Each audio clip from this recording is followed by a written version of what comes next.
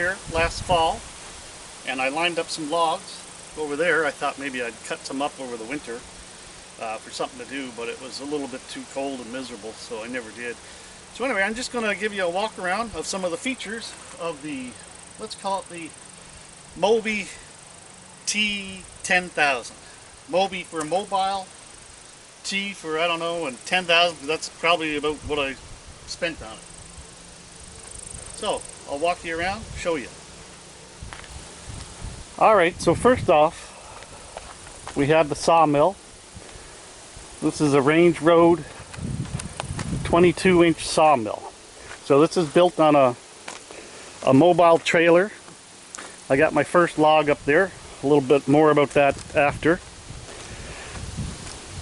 I leveled it as best as my patience would allow. This back part flips up. That's what these are for. And the winch, you just winch it up and then you can move it.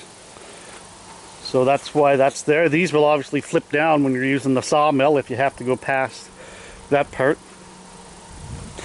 4 leveling jacks on this side. Then over to the processor part. So as you can see, there's a conveyor there.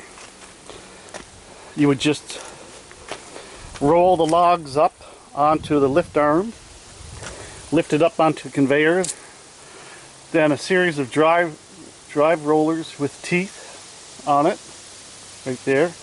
That's the drive motor. This is the hydraulic power pack there. Drive the log up, and there's controls, the saw. The clamp comes down, clamps the log, saws it, falls into the splitter. Then this lifts the cradle to center the log, and this one here raises the either the 2-way or 4-way splitter. Then once it's split, then the logs, the firewood, conveyors up and into the trailer. So I'm going to start her up and I'll run a few logs through. Well, actually, I guess I got to do the sawmill first, because you got to move the sawmill down to the end when you're lifting the logs up. So I already put a log up. I have to do that first.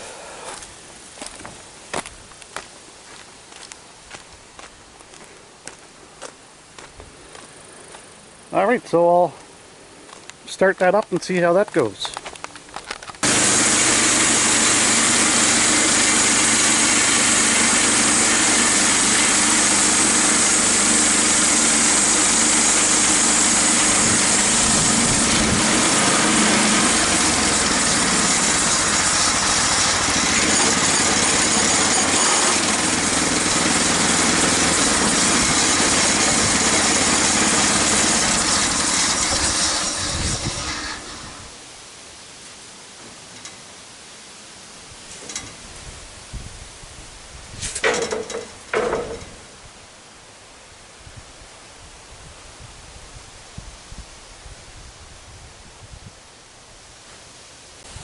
Okay, so that was the first cut with the sawmill, and actually I made 2 cuts, but that went pretty good, not bad.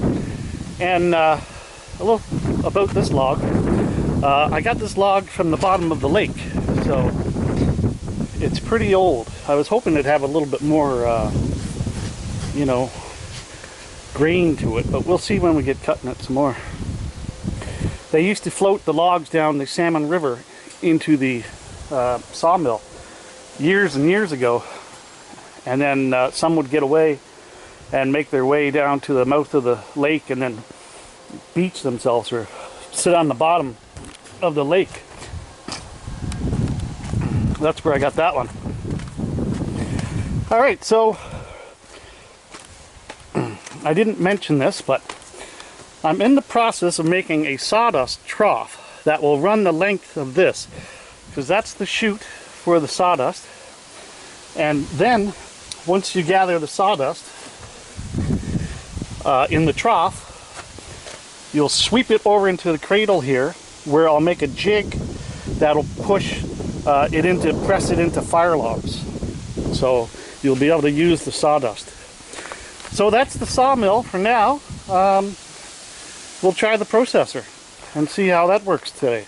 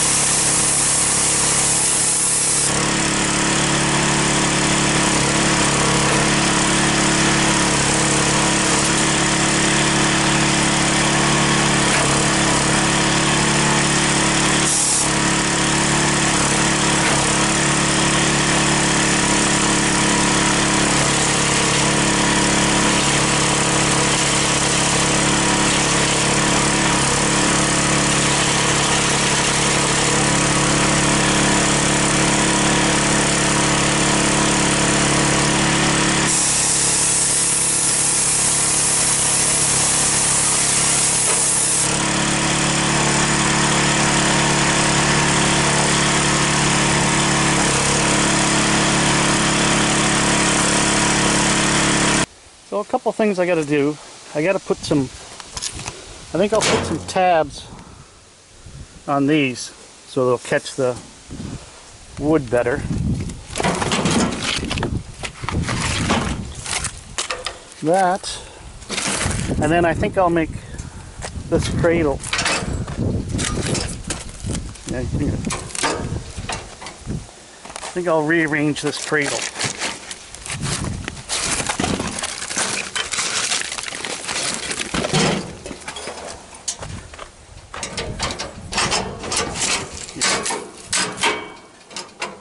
I'm going to rearrange that a bit. I think I'll make it spring loaded so it's up, and then it'll be able to flip down if there's pressure on it.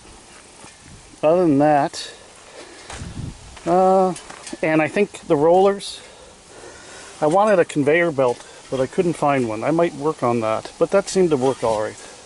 So anyway, that's that for that.